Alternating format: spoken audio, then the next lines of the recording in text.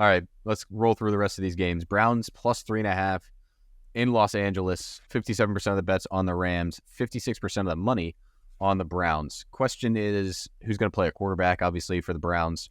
The Rams offense looked great last week, but we've already mentioned it was the Cardinals.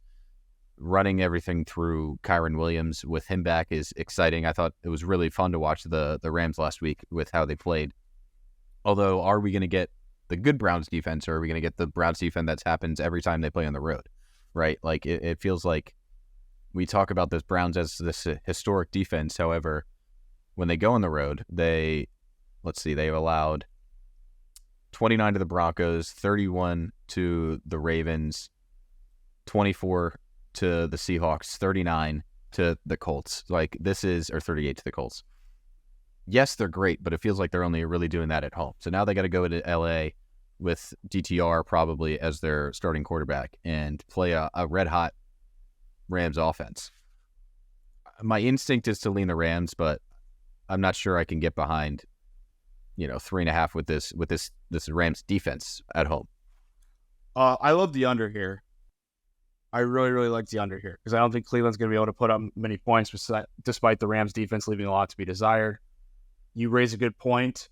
Cleveland is allowing 122 yards rushing per game when they are away this season, which puts them in the bottom half of the league. That's probably the only bottom half of the league statistic you can find for the Cleveland Browns this year when it comes to their defense, because their defense has been nothing short of spectacular.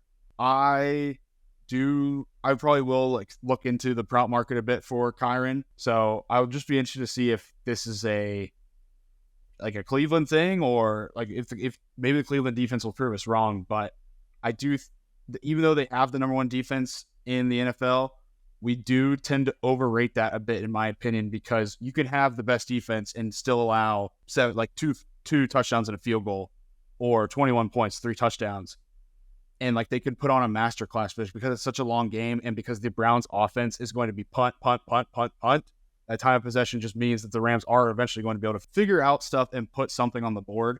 So I don't really like a side here, even though the Browns plus 3.5 is so appetizing. But I do really love the under. Everyone's betting the over in a Browns game. Yeah.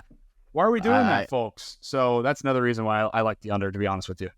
Yeah, there's a lot of bets to come in on this one. However, it is a bit confusing to me that the Browns defense is a reason to why so many people are betting the over, yet the total's moving down. So good indication to back the under right there.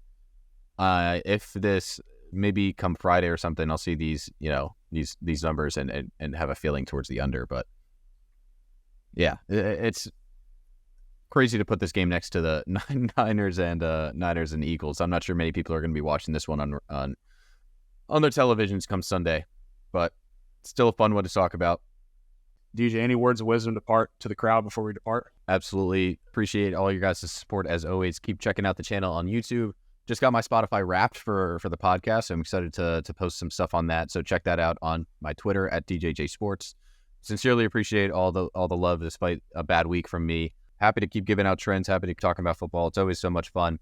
Love you guys. Love the support. Again, check us out on YouTube. Well, cheers, dude. I think this is going to be an awesome slate. I can't wait to watch it. We will definitely be sending you pictures as well as tweeting out pictures from Lambeau Field. Super excited for this weekend. And be on the lookout for DJ's article that always comes out on Sunday. It is a banger. It's a classic. Reddit begs him for it every single week. And look out for some plays from me as I tweet them out at AndyHA Sports on Twitter. Make sure to give Deej a follow. The creator, the wizard himself behind Sharpen the Public at DJJ Sports. Guys, we love you. Happy we can do this. Love the subscribers. Love the comments. Appreciate it all. As always, we'll be with you next time. Hopefully, we win some bets this week. With some winners. It's a bounce back week, baby. Week 13. 13 is my lucky number. Let's go. The boys bet better with beer.